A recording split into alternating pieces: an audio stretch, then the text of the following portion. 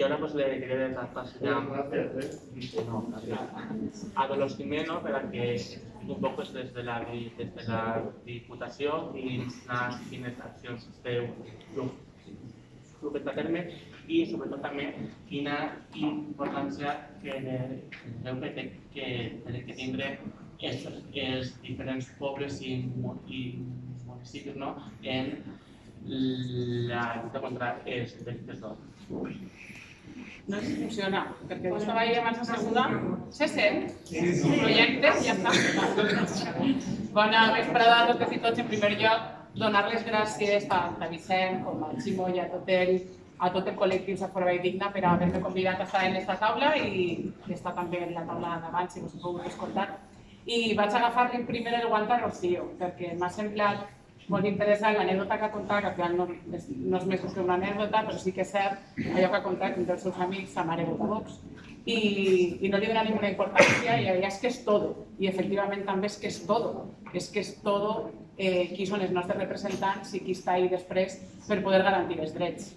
Abans del 2015 al País Valencià no teníem cap llei que regulara els drets de les persones LGTBI i ara sí que els tenim. I per tant sí que és cert que és todo i això implica moltíssimes coses. Jo soc advocada també de professió, m'han deixat caure així una temporadeta de la meva vida, però jo soc advocada de professió comissar i sí que és cert que en el torn d'ofici que he estat durant molt de temps, per a ser advocat, per exemple, de menors sí que has de fer una formació des de fa uns anys, afortunadament, per a ser advocat o advocada de violència de gènere has d'acreditar una formació, però per a defensar els drets de les persones LGTBI davant d'agressions físiques, verbals o de qualsevol altre tipus, no has d'acreditar cap formació.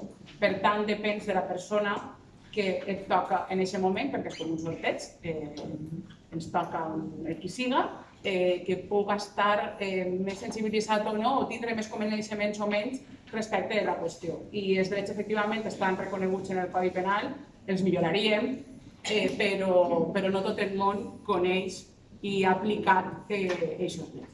Aquesta regulació ha fet un judici d'una agressió física a una persona en una discoteca pel simple fet de portar els calcetins de color rosa, com deia, per exemple. Aleshores, ahir sí que les administracions públiques hem de fer molt i són les administracions públiques les que en aquest sentit hem de tindre clares quina és la relació de drets. He començat amb una introducció, però ara us contaré què fem a la Diputació de València, però crec que això volia dir-ho perquè penso que és important. Sempre parlem d'allò que la llibertat de l'individu acaba on comença la llibertat de l'altre. I això jo crec que és una cosa que ens hem de lligar del cap, perquè la meva llibertat no està en col·lisió amb la teua. La meva llibertat no acaba on comença la teua i la meva es complementen. I aleshores hem de deixar de dir aquesta frase que és del 1920 i començar a parlar d'una manera molt més actualitzada de complementació de drets i, en tot cas, en un moment donat, quan hi ha dos drets que col·lisionen, perquè de vegades passa, doncs ja cuidar les lleis que per això estan. Però la meva llibertat no acaba en començar la teua, ni la teua en començarà, per començar. I per això és necessari, per part de les administracions públiques, anar cap a aquesta regulació de drets, cap a aquesta especialització i sobretot també des d'un punt de vista executiu, que serà part que a nosaltres ens toca des de la Diputació, posar els mitjans a l'abast de la ciutadania, del tercer sector en aquest cas i dels ajuntaments per a que porten endavant polítiques que respecten els drets i que puguen defensar-los. Sí que és cert també que la feina és molt fàcil destruir-la, però molt costós portar-la endavant. Ja estic mirant a José, que està fent una feina des de la Direcció General i és molt complicat posar en marxa algunes qüestions. Navarra, per exemple, té una trajectòria molt més ampla i molt més extensa en el temps de posada en marxa de drets i de defensa, sobretot, d'aixòs drets i, sobretot, té l'Observatori molts més anys que tenim nosaltres, ja porta una trajectòria molt més llarga. Nosaltres estem no començant, però són les primeres passes que fem després de molts anys de sequera i que ha sigut el tercer sector i les associacions les persones que han portat endavant la lluita pels drets, en aquest cas LGTBI, i també la lluita feminista i això. Què fem nosaltres des de la Diputació? Com me preguntava el Ximo, bé, Nosaltres des de la Diputació, segur que les diputacions, si no ho sabeu, ha estat la part més avorrida del tema, som un poc un ajuntament d'ajuntaments, vaig intentar ser dinàmica. Els ajuntaments, cadascú té les seves competències i nosaltres tenim les competències compartides i intentem auxiliar els ajuntaments en les coses a les que no arriben. I això és un poc el nostre paper. I ens l'hem plantejat des de fa 3 anys que va néixer aquesta delegació. Mireu com estem, que a la Diputació de València no hi havia cap delegació de diversitat. Ahí estàvem, hi havia una delegació de serveis socials que no feia absolutament res pels drets de les persones LGTBI i des de fa 3 anys sí. I el que fem és coordinar-nos amb la Direcció General d'Igualtat de la Diversitat per donar suport al tercer sector, en aquest cas, i a poc també intentar donar suport a través d'altres subvencions als pobles que porten endavant qualsevol tipus de projectes.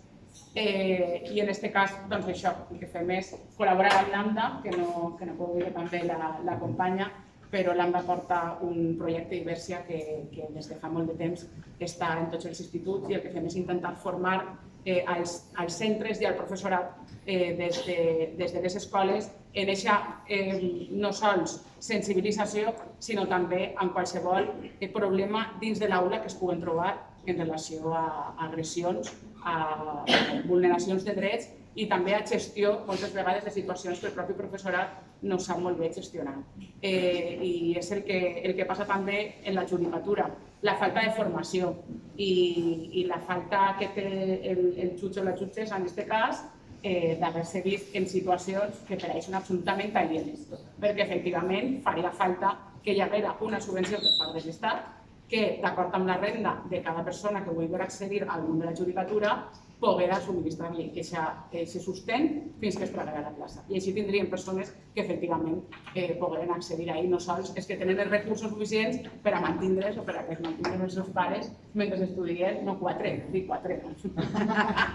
Bueno, 10, 12 anys fins que es trauen la posició.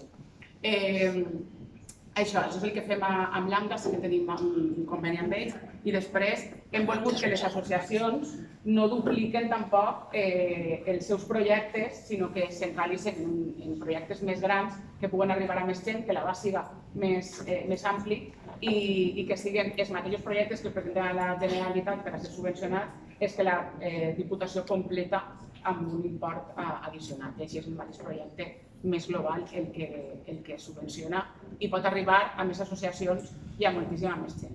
Al final el que passa és que ens manquen recursos personals, manquen recursos econòmics que volgueren tindre tots el mateix any però que no podem perquè els recursos anuals són finits i hem d'anar completant-los i anar primant. I en aquest sentit crec que és important la normativa que efectivament des de la Generalitat Valenciana, des de les Corts Valencianes, s'ha aprovat els últims anys i des del 2015 i crec que en aquest cas ens hem de felicitar a ser País Valencià actualment perquè hem avançat inclús a l'Estat en la regulació de drets. Tenim la Llei Integral de Drets d'Identitat i Expressió de Gènere de la Comunitat Valenciana del 2017 i en 2018 es va aprovar la Llei d'Igualtats LGTBI i en ella estem treballant i aprofundint. Ara el que cal és, efectivament, com comentàvem abans, implementar aquestes lleis, perquè podem regular ahí tot el que vulguem, però si no les implementem no té ningú sentit la redacció de les lleis. Al final les lleis han de respondre a una necessitat social i no a la inversa. No ens inventem coses, a vegades ens inventem coses. Y yo tengo derecho a, eso es muy del Extremadura, es que yo tengo derecho a aparcar en la calle, ¿vale? Pues mira, no tienes derecho a esto. No ens inventem això, hem d'implementar aquestes normes i ho hem de fer de manera complementària. Sí que és cert que jo trobo que des de la Diputació de València ens manca més pressupost, en aquest cas en la meva delegació, per a poder ajudar més encara als municipis. Falten plans de diversitat en els municipis perquè moltes vegades són els propis municipis els que no tenen clar davant d'una situació o un delicte d'odi com actuar. I per això la ciutadania acudeix a les associacions, perquè moltes vegades acudeixes al teu ajuntament o acudeixes a un àmbit administratiu i no te donen aquesta solució. Vas a la Guàrdia Civil, on siga, i la majoria de vegades no trobes una persona que efectivament conega el Codi Penal, o bàsicament això, conega el Codi Penal, conega la normativa, ni conega tampoc com cal actuar. I en aquest sentit sí que hauria d'estar el personal dels ajuntaments, tindria que tindre un pla de diversitat coordinat per a poder tirar endavant. I crec que ahir hauria de ser el futur també per part de la Diputació de València, en aquest cas, hauria de poder ajudar els ajuntaments a realitzar aquestes coses. I bé, jo crec que de moment ho deixem així, si voleu ara després complementem en el que volem.